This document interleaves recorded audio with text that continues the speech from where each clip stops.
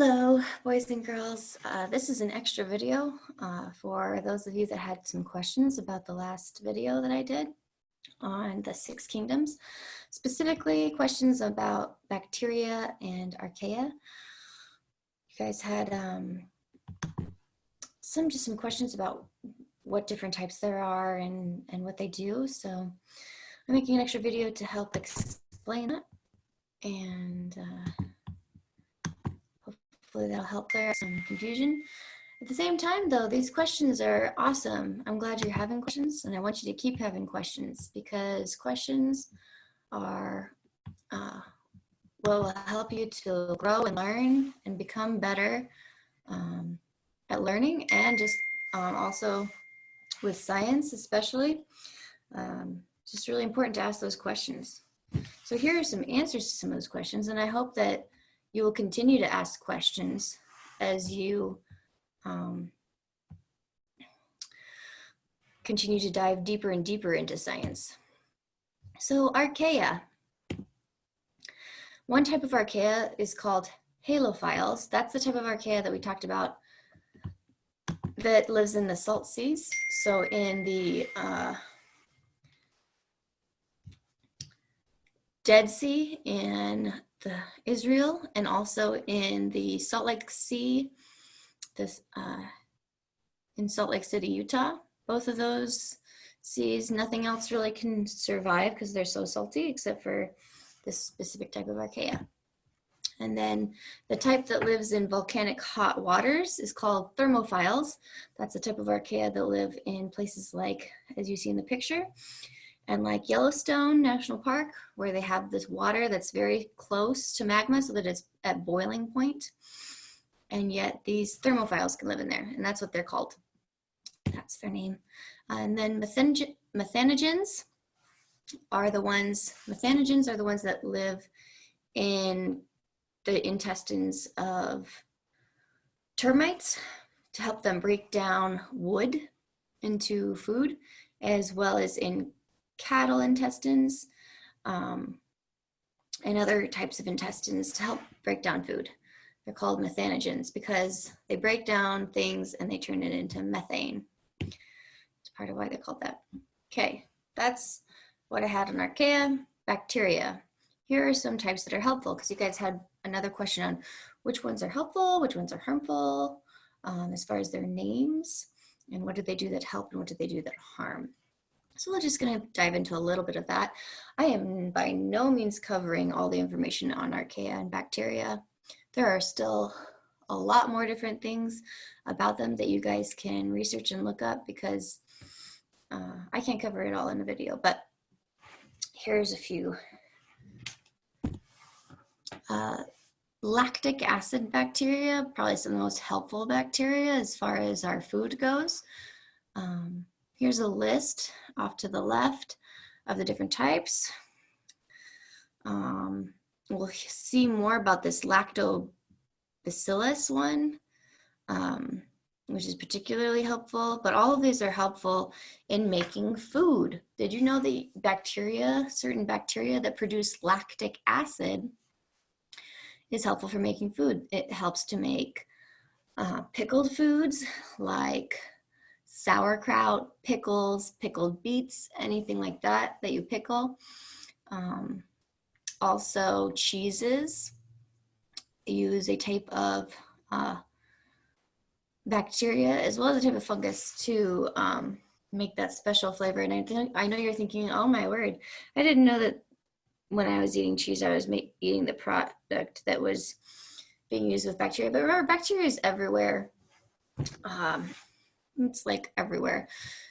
And most of it won't hurt you, and a lot of it is helpful. The types that are made to make yogurt and cheeses and pickles and things like that, those are helpful bacteria. And so it's great. It's fine that we eat them. It's even beneficial. Some of these types are put in probiotics, which people purposefully take to help balance out their intestinal good bacterias. So that's one helpful one. Other bacterias are actually being used to make medicine. Some of the earlier forms of antibiotics were made using types of bacteria found in the soil. Now the first one, penicillin, that's actually a type of mold, or what we would call fungi. That was the very first antibiotic, was a particular type of fungi called penicillin that killed bad bacteria. And this is huge because a lot of people who died before antibiotics, like there was a lot of people that died from very minor infections. Well, what we would consider minor nowadays used to be deadly. So antibiotics are a big deal and very helpful.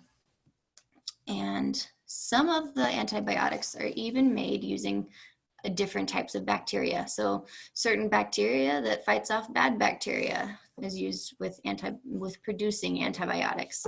Nowadays, antibiotics are mostly produced in labs, but some of them still do use types of bacteria to help make them.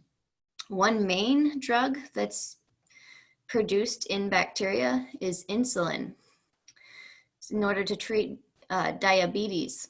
I don't know if you guys have any people you know who are diabetic and have to take insulin, but it's very important because if you're diabetic, you need to take insulin in order to live, in order to digest your food and process sugar. And that is produced using bacteria. They actually take a piece of the gene in insulin, which is actually a thing that our bodies usually make. But people with diabetes, their bodies don't produce insulin very well. So they take a piece of the DNA for insulin and they put it in bacteria, and then the bacteria replicate that DNA, creating and producing insulin, which allows us to have a form of insulin that people can take and inject, which is pretty cool that bacteria can do that, and that you can put like pieces of DNA into a bacteria and it can produce that. That's just really cool. Now, bacteria are used to produce other types of medicines, and a lot of those things are done the same way, where they'll take a piece of DNA, they'll put it in a bacteria, and the bacteria will produce more of that DNA. It's pretty cool what bacteria can do.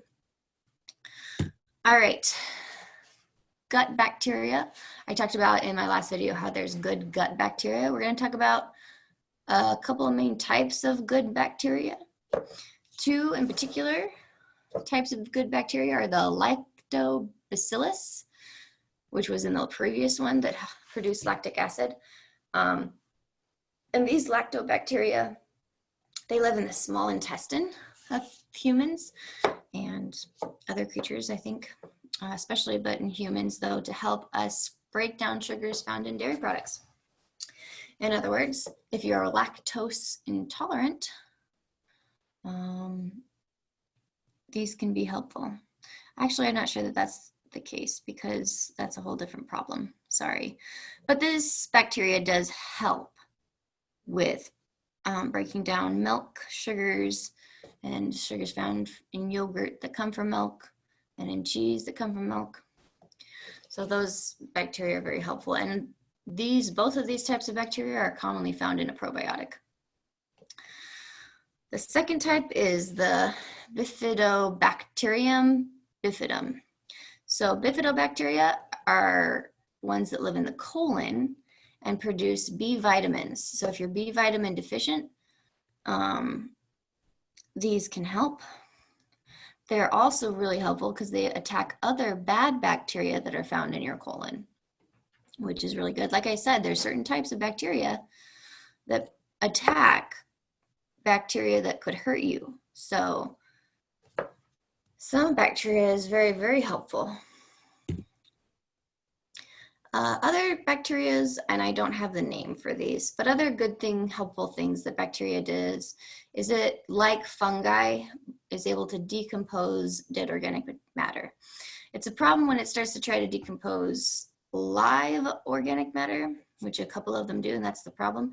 But as far as when it comes to helpful decomposers and helpful bacteria, the bacteria that break down the dead organic matter are very helpful. We need those to create compost, to decompose things so that we don't have just a whole bunch of stuff that won't turn back into soil. We need all things that die to eventually turn back into soil. And bacteria work along with fungi to help that process happen. Here are just a few harmful bacteria. I don't want to scare you. Remember, there's not as many that are harmful, and if you're careful, you're more unlikely to not ever come across these. But here are some examples. The first one is Clostridium perfringens. Clostridium perfringens. This bacteria is what is typically causes common food poisoning. So like when you would normally just get regular food poisoning and you're sick for a few days, that's usually caused by this type of bacteria. It is found in undercooked meats or improperly stored foods. So this one is, you will avoid it as long as you're careful. Cook your meats thoroughly through and make sure that you're not eating spoiled food. And you should be able to avoid this one just fine. That's why we have to be very careful about what we eat and that we're eating good food that hasn't gone bad. Then the next one, Staphylococcus, is more commonly known as the bacteria that causes a staph infection. That one is a bad one. And the problem with this kind is it's becoming a bit of a super bacteria because as doctors fight it in hospitals, they give it stronger and stronger antibiotics, which eventually the bacteria learns how to combat. So it's pretty tricky one, but it's rare to get a staph infection. You do need to be careful if you end up getting like a boil or a blister or other things on your skin that looks like a rash, a bad rash. Always get that checked out, of course, because it could, because that's rarely, but sometimes could be a staph infection. Then Escherichia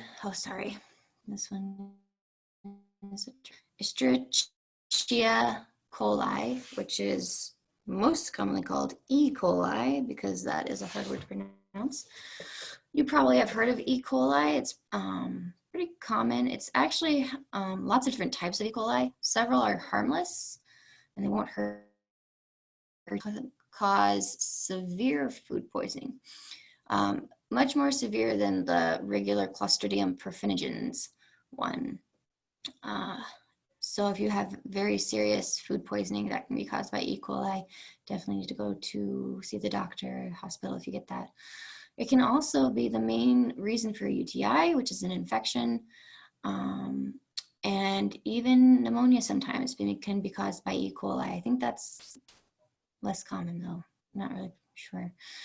But so that one can be trickier. But also preventable with antibiotics. You can get rid of that one just as well as the others. Just need to make sure that you go to the doctor and get antibiotics if you catch any of these bad bacteria. Luckily, we have antibiotics to help with these things. So that is it. That is all the information. I know there's a lot more out there to learn. And of course, if you, where am I? New share, how do I end share? Share, there we go. Sorry about that. Okay, well, yeah. Stay curious, as Doug always says, and I hope you enjoyed learning more about the Archaea bacteria. Glad you had questions on it. Hope you keep having questions and keep learning.